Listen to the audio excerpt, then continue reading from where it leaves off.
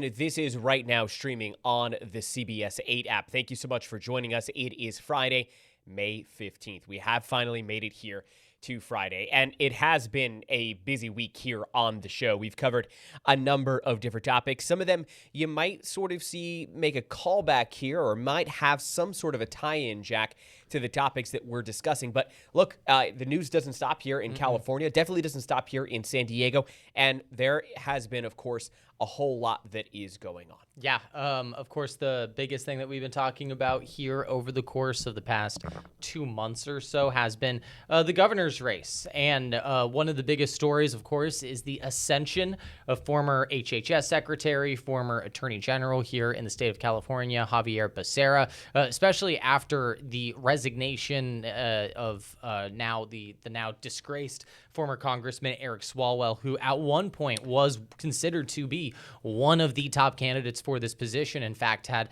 the mass support from most of Washington on the Democratic side. Most of the Democratic establishment was really backing Swalwell. Very quickly dissipated, crumbled in the matter of days, and it seemed that Becerra was the person to inherit that support. Now there is while what we're going to talk about doesn't implicate Becerra in any way at this moment. In fact, he is considered a victim in everything we're going to talk about here.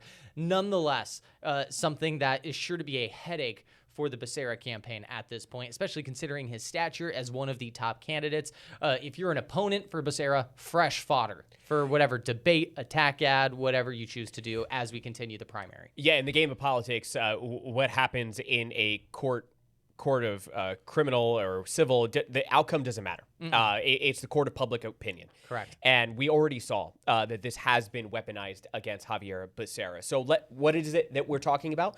Of course, that would be California Governor Gavin Newsom's former chief of staff, who has pleaded guilty to 3 felonies linked to a corruption case. And of course, she's the former campaign manager of Xavier Becerra. Now, in court on Thursday, Dana Williamson, who you see there, pleaded guilty to 3 charges: lying to the FBI, filing a false tax return, and conspiracy to commit bank fraud and wire fraud.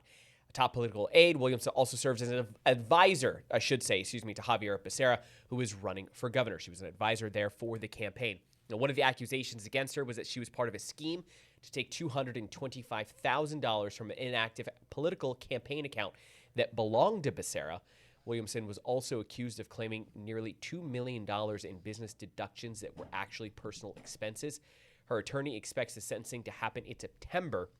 The Justice Department says she could face up to 38 years in prison. It will be up to the court to decide her sentence. This was something that Newsom was asked about during yesterday's May revision press conference. And this was something that he sort of, again, said, hey, look, I was just informed about this. I'm thinking about her daughter. Sort of gave that, like, not non-answer, I would say, but definitely not like, either coming out full-fledged against her actions or also defending her necessarily. Just more of like, hey, look, I was informed about this just a moment ago. And it truly did drop right as the news about the May revision was going on, Jack. Yeah. Williamson was appointed chief of staff by Governor Newsom in 2023. And here we have Cal Matters reporting on this, that Newsom's office actually put her on leave when she was informed that she was under an investigation, in November of 2024. He said these charges caught him by surprise, like you just mentioned there. So he had the opportunity to call on it. It was a busy day for California because this was around the same time as we were seeing Governor Newsom present his May revised budget, which of course is something that we're actually going to talk about later here with Jenny Huss, CBS 8's political correspondent. So it was good that we were able to kind of get Newsom's thoughts on this. But Chris, why don't you tell us the background of this? Who really is this defendant? What are these charges that we're seeing here? What do they stem from? Yeah, powerful political player. Williamson and 4 other co-conspirators were originally indicted back in 2025 by federal investigators. Remember, this is someone who was the former chief of staff to Governor Gavin Newsom, a very big political player. But this investigation, actually, again, a federal investigation, began during the Biden administration. She was originally charged with 23 federal counts. Prosecutors will drop 20 as part of that plea deal. Williamson also served as Becerra's campaign manager, advisor, when he ran for California Attorney General back in 2018. Williamson's court appearances were delayed by a significant health issue. She actually underwent a liver transplant earlier this year, postponed several hearings. But let's get into what this alleged scheme is that she has now pled guilty to. The money was routed to former Becerra's chief of staff, Sean McCluskey, to help him follow Becerra to Washington after Becerra was named his HHS secretary under President Joe Biden. McCluskey's new job paid less, and he was splitting time between D.C. and California, where his family was still living. Prosecutors say that the operatives billed Becerra's dormant campaign account between $7,500 and $10,000 a month under the guise of legal compliance maintenance, but instead funneled it to McCluskey through basically what was a no-show job for his wife, who was still in California. Yeah, and essentially what that means is that you have a federal employee here who's getting involved in campaign activities. These are campaign funds here. So that's where we're really starting to see these violations of the law. And of course, we saw that the FBI, IRS, criminal investigations, they used a variety of different ways to try to get some more information in this investigation. They say they used wiretaps.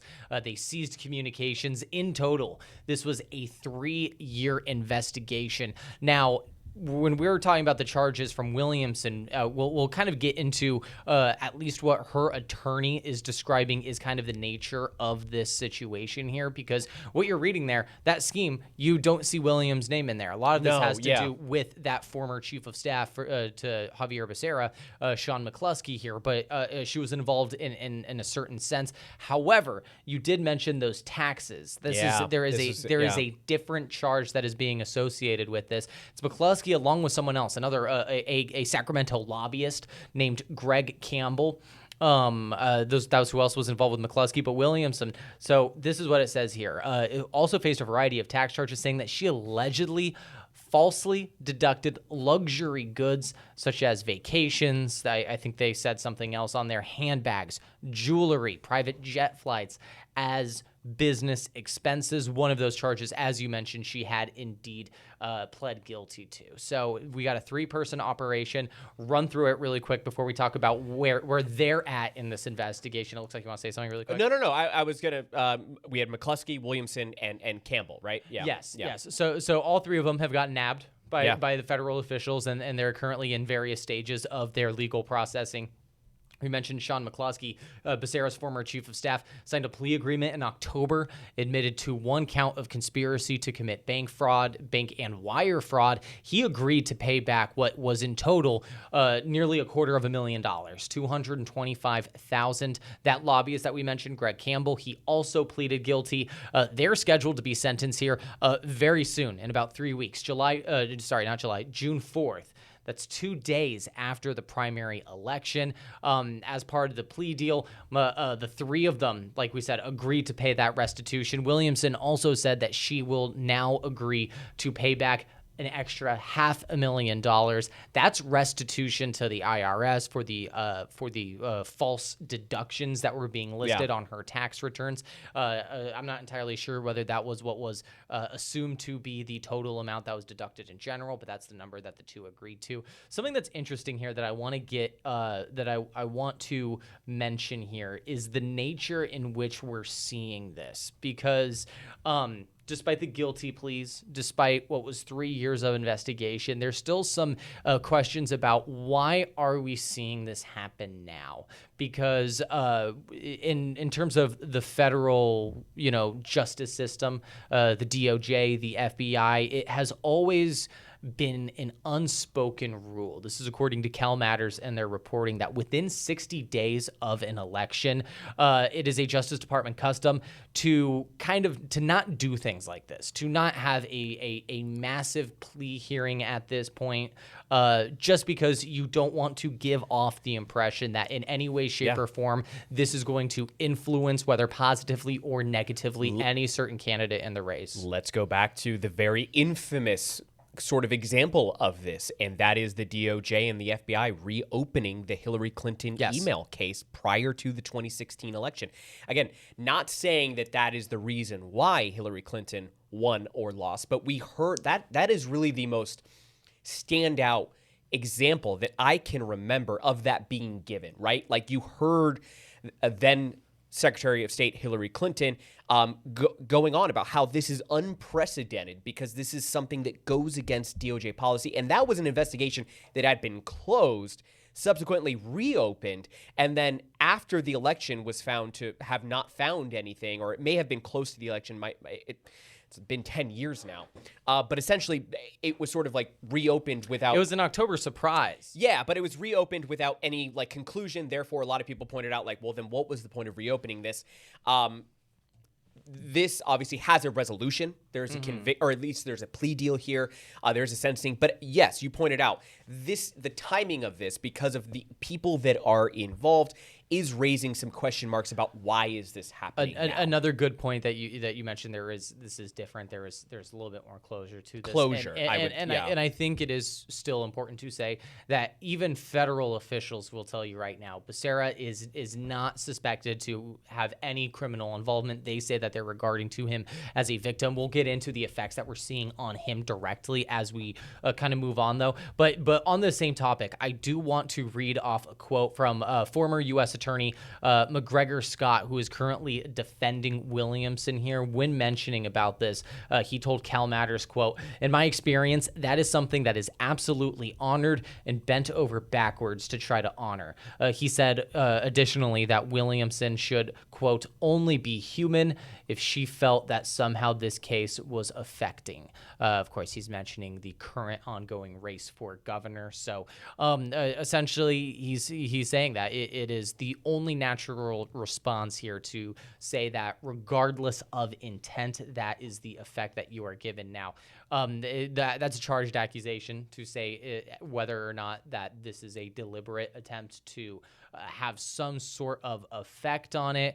But I think it's safe to consider that the timing certainly is less than convenient for Xavier Becerra, especially someone who, like we've mentioned, has ascended so far in this race in such a relative short amount of time. I mean, I remember when we were having this conversation about Swalwell and the dust settled a little bit. I mean, that was also relatively quick. It really was night and day. You would look at a poll that was conducted on Saturday or on that Friday that we saw that San Francisco Chronicle, I believe, that article come out about the Swalwell allegations. And then you looked at the next Tuesday, and if you looked at those two different polls, you're seeing a completely different race. The dynamics changed in an instant. He inherited so much fundraising. He inherited many lot of the endorsements. Donors, endorsements, correct, from high-profile Democrats here. So, it does spell some questions because we've been having all this talk about the possibility of two Republicans in the general election. However, until we see that happen and that fully transpires, it's safe to assume that whoever is leading the Democratic pack is the front runner in the race right now. And I think that most of the polls show that it is Xavier Becerra, with Tom Steyer a close second, trailing on his tail. So when you're looking at who's receiving all the criticism, who's getting the most shots on the debate stage, it's Becerra. It's Becerra, and you say that he's the front runner right now. I want to see some polling that may be conducted here. And again, the issue with early voting is that there are thousands of voters that have probably already filled out their ballot before we've seen this.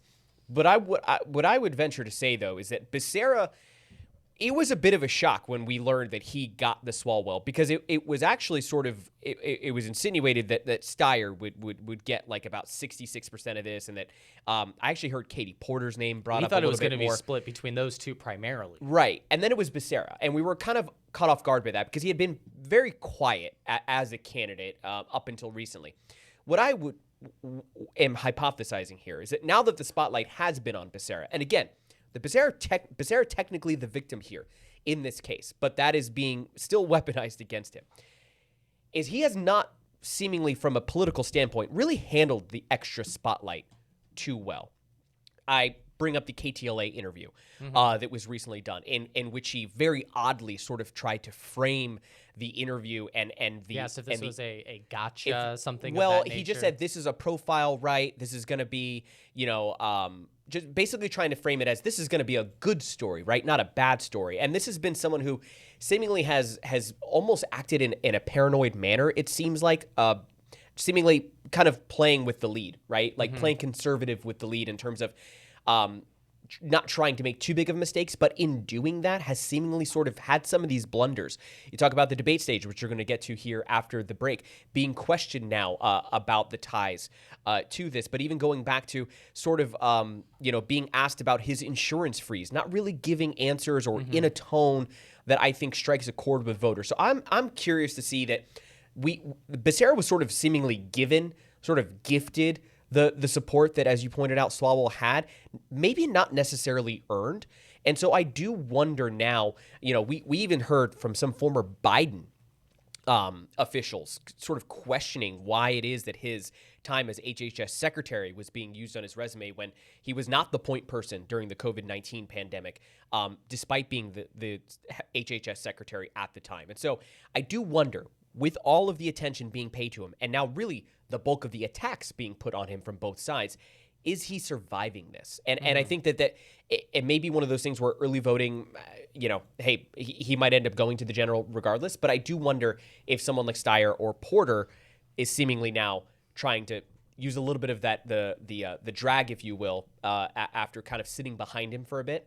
And may now pull away. We'll have to see. You'll certainly have to try, and, yeah. and like you said, as we'll mention here, they're not pulling any stops when it comes to attempting to do just that here. Yeah. So, a little bit, we'll continue to talk about the Becerra implications and the governor's race implications here in just a few minutes. But let's get back to what we're actually seeing in court here and what we could see in court going forward. So, prosecutors have agreed to seek the standard sentencing guideline for a fraud charge. That's about 2.5 to 3 years, well below the maximum exposure. Williamson, who is 53, remains free on bond. That sentencing has not yet been scheduled. The plea was the result of months of negotiations. Williamson had previously rejected one offer, made a counter offer before both of those sides agree. So it's going to be a little bit until we see what the sentencing is actually going to look like. Again, we're going to see the sentencing for Campbell and Sean McCluskey. Those are the other two that are involved here on this in this case here. That's going to be in just about 3 weeks, June 4th. So right after that the primary election. So you're going to see them. It's going to be a little bit before we get there. But we kind of already started talking about it. We'll continue to talk about it. Mm-hmm. There's a lot of questions that Becerra is going to be asked. Well, while he might not be directly implied in anything illegal or anything like that, there is a question, you touched on it, of oversight, of judgment and all that. And you certainly see that train starting to get rolling on the tracks here, especially as we continue to see some of these debates here, Chris. So we're going to talk about that and more coming up here in just a few minutes. But first, we're going to take a quick break.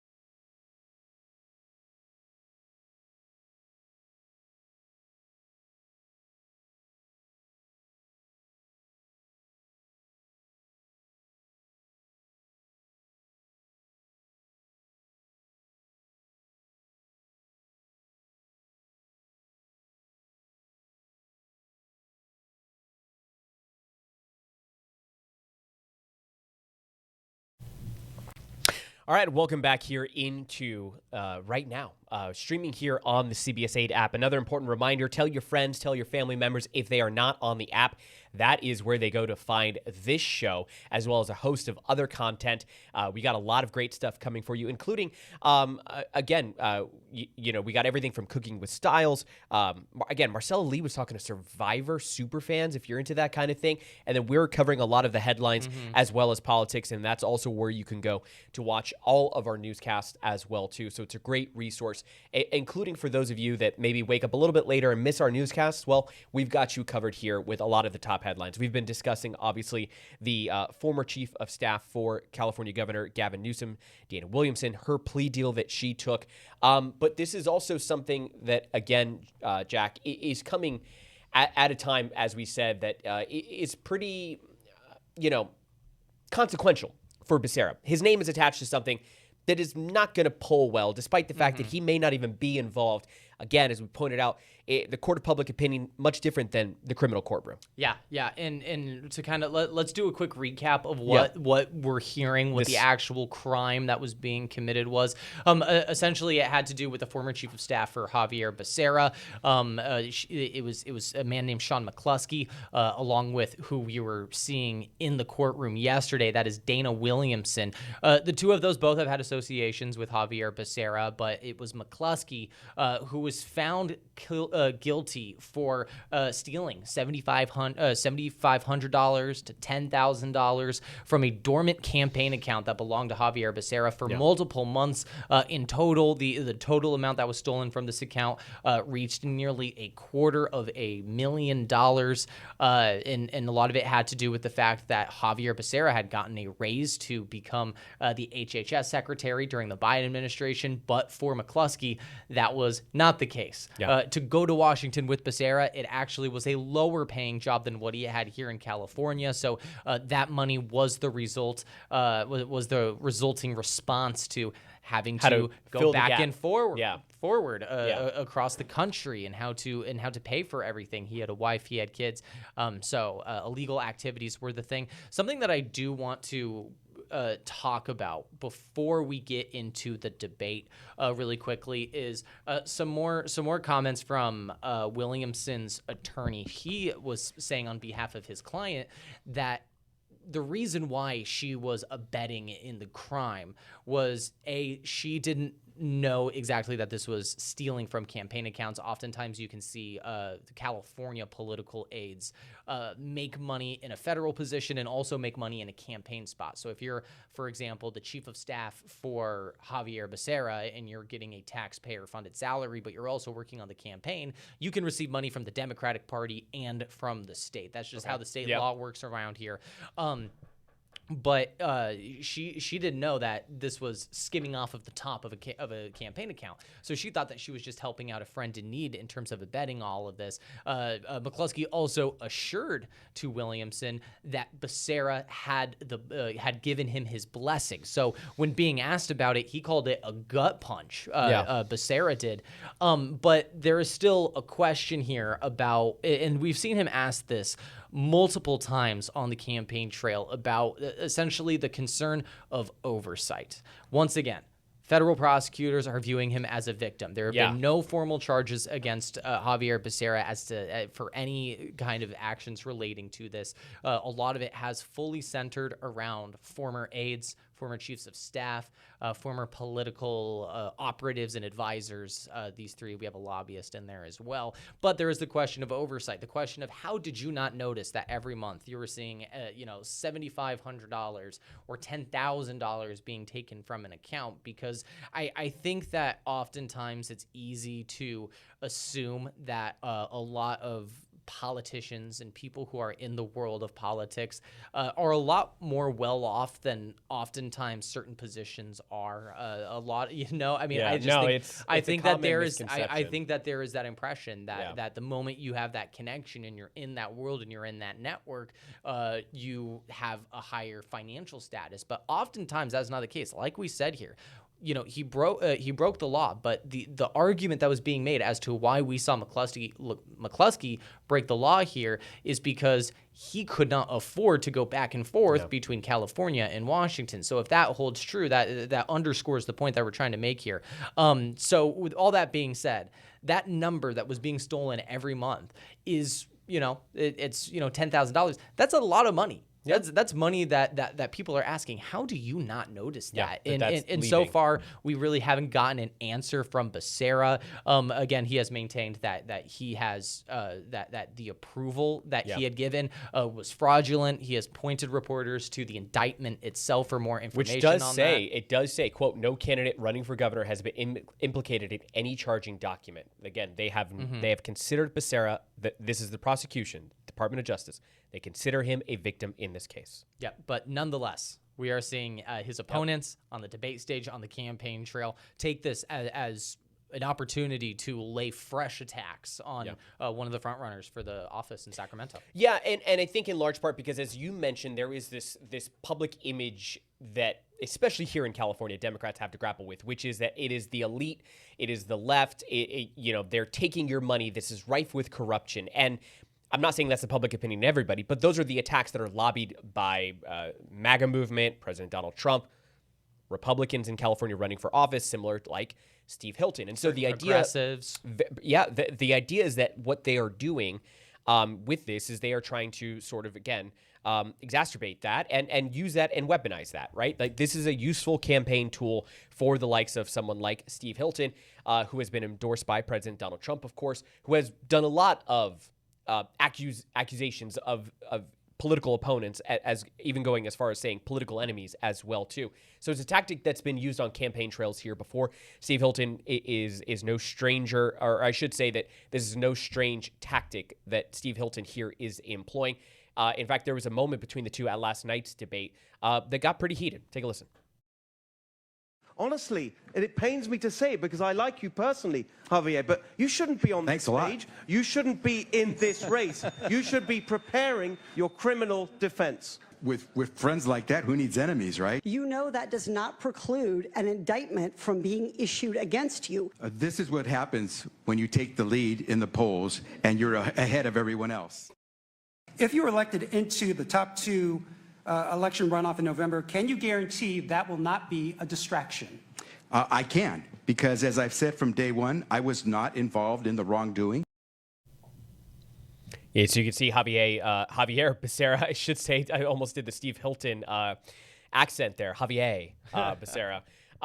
You can see him just sort of kind of awkwardly laughing it off. And then I think he probably assumed he would get that from Hilton. But again, also from fellow Democrat Katie Porter, who, again, yes, trying to make a move here in the polls. You saw her break out the whiteboard. That's something that's been missing here. She also credited Steve Hilton for one of her policy proposals. So she's done that before. The no tax on the first 100,000. Yes, she's been very open about the fact that she is taking a page out of Steve Hilton's book. But I thought this was pretty notable because in the way that I think that Becerra is potentially handling this. It's it may not be confident building for, I think, some voters who haven't cast their ballot yet. So that's why I'm very interested to see, because you hear him say, look, I am the victim in this case, and sort of again say, hey, this will not be a distraction. Anyone who's ever, again, done anything in public office knows that you don't get to decide that. Yeah. You do not get to decide what becomes a distraction. Yeah, I think that's true. And something else that I think is important here, essentially, especially in the second, it was a compilation of different bites, but the final one in the question was, is this going to be a distraction in the general if you were to advance? There's still a lot of time left in this race. Mm-hmm. So we don't know what we're going to see.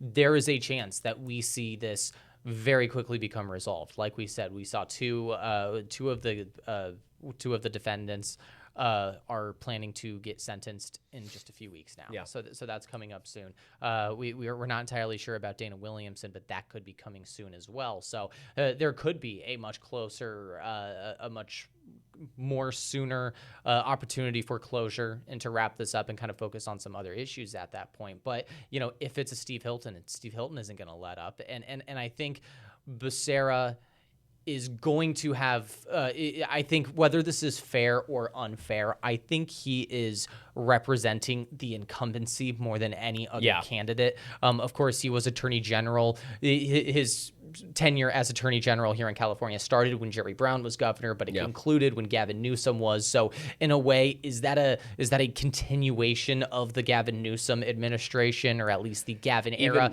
That's going to be something that the whether or not that's accurate, that people view that or not, whether or not that's something that is fair to him, it is going to be on him to make that differentiation. Because I think that from what we've, from the stuff I've seen on social media, I do think that there is that feeling and that assumption, at least among a subset of people, that's what he represents, and that has been something that has failed oftentimes. You see the threshold for what people are going to allow, whether perceptively in the court of public opinion, is a lot lower when you've been the one that's in power for a long time, and that's where you see certain Democrats. Matt Mahan, for example, is one of the Democrats where that is the center point of his campaign, is what we're doing right now is not working and things need to change. That's certainly going to be the case with a more progressive candidate like Tom Steyer.